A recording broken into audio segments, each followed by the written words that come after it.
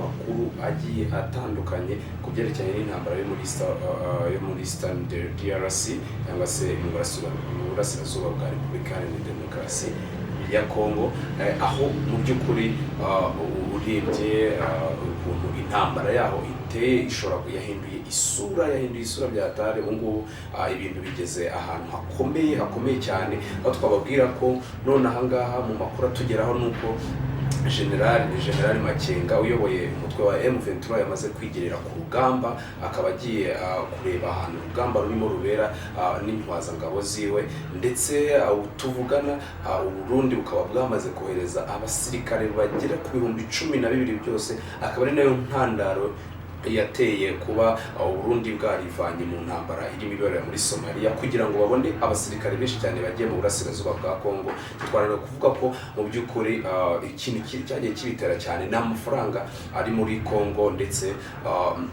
bigaragara ko Burundi amafaranga yari amaze kuvana muri Amisom muri Somalia, aho bashakaga bo igihumbi kimwe cyonyine cy'ingabo z'u Burundi, ariko Burundi bwo bukavuga ati turashaka kubaha 2,000, birangira batumvikanye. Rero Burundi buva muri buhita bwivana muri Amisom mu butumwa bw'amahoro bwaberaga muri Somalia.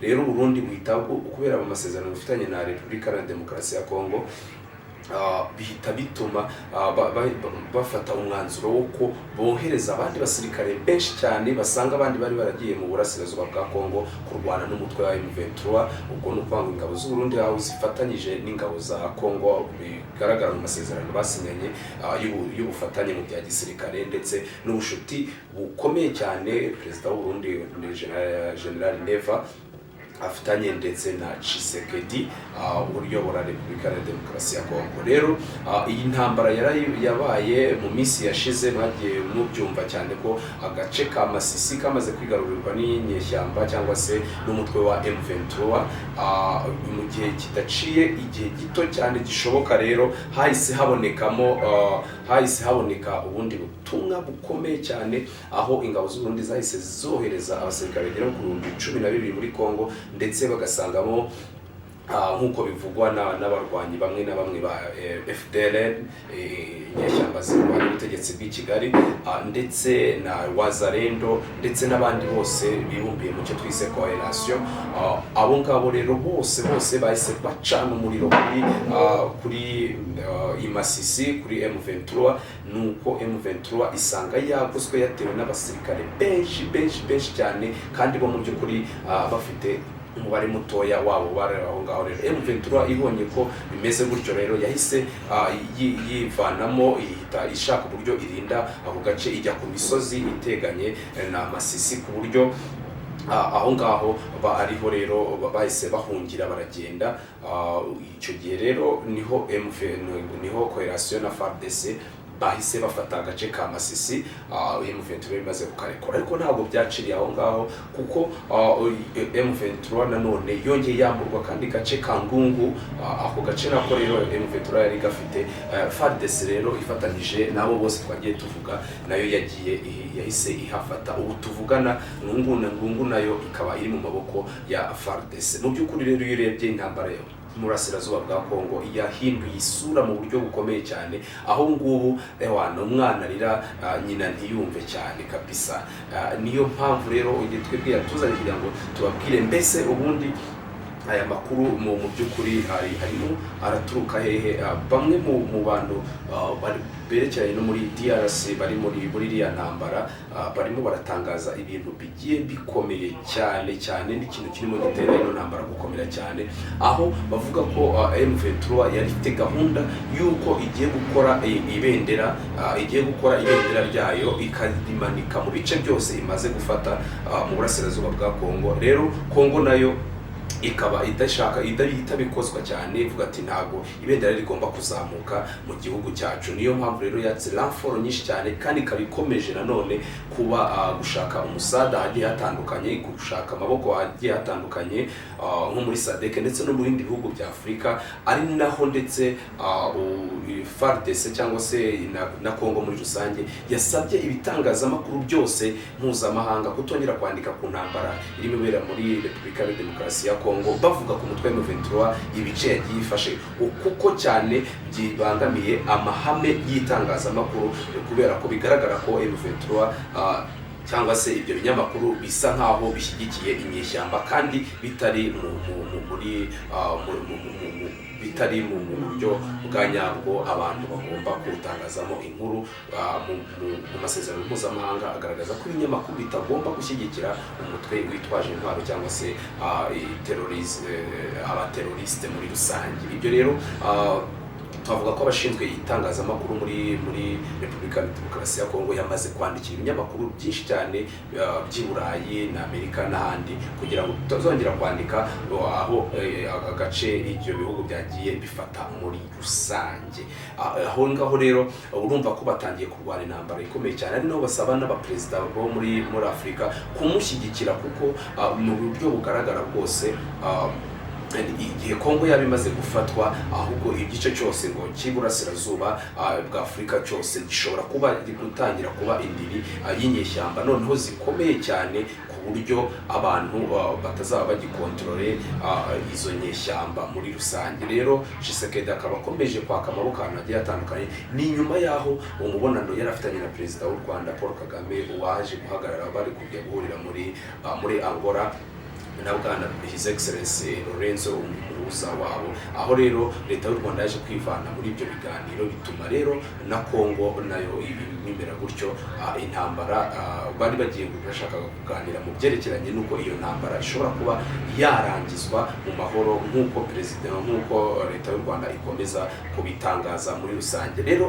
aho tukomeje ku byo leta y'u Rwanda ikomeza kuvuga nk'uko yagiye kwanga ibyo ngiyo kujya kuganira na Perezida Tshisekedi, ukuntu byagiye biterwa n'uko mu by'ukuri leta ya Kongo itagiye yubahiriza amasezerano, ndetse ikaba ibyo bagiye bumvikana n'abakuru bashinzwe ububanyi n'amahanga bagiye bumvikana muri Angola i Rwanda batigiye babishyira mu bikorwa, aho basabaga ko FARDC cyangwa se Kongo igomba kuganira n'umutwe wa M23 kuko ari abaturage babo bagomba kuganira nabo kugira ngo intambara ihagarare muri rusange. Ibyo rero Tshisekedi nawe ntabwo bikozwa kuko yaranangira avuga ko atazigera aganira na rimwe n'umutwe witwaje intwaro.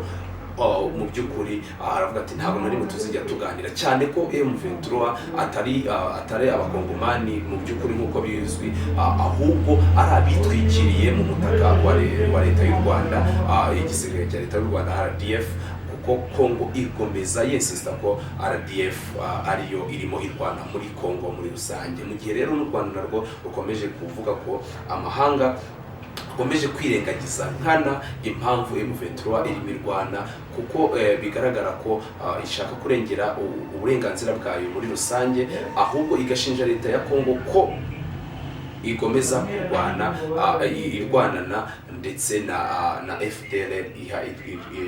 FDLR umutwe witwaje intwaro uba muri Repubulika ya Demokarasi ya Kongo, ariko urwanya leta y'u Rwanda. Ibyo rero leta y'u Rwanda ikavuga ngo nibahagarike ko ahubwo kurwana bari kumwe n'interahamwe zasize zikoze jenoside mu Rwanda. Ari nabyo rero Ambasaderi Olivier Nduhungirehe akaba ari na Minisitiri w'Ububanyi n'Amahanga w'u Rwanda ubu ngubu yatangaje ejo bundi, nyuma y'aho Amerika, Burayi byose byamaganye ifatwa rya Masisi,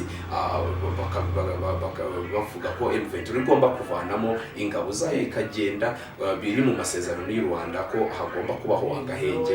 Ibyo rero M23 nayo ikaba itabikozwa, cyane ko yo ishinja leta ya Kongo ko buri gihe yiteye nayo ibigomba kwitabara muri rusange. Rero byaramaganwe ifatwa rya Masisi, ariko Olivier Nduhungirehe nawe aza gutangaza ati byibuza iyo abantu bumvaga n'impamvu M23 irimo irwana muri rusange.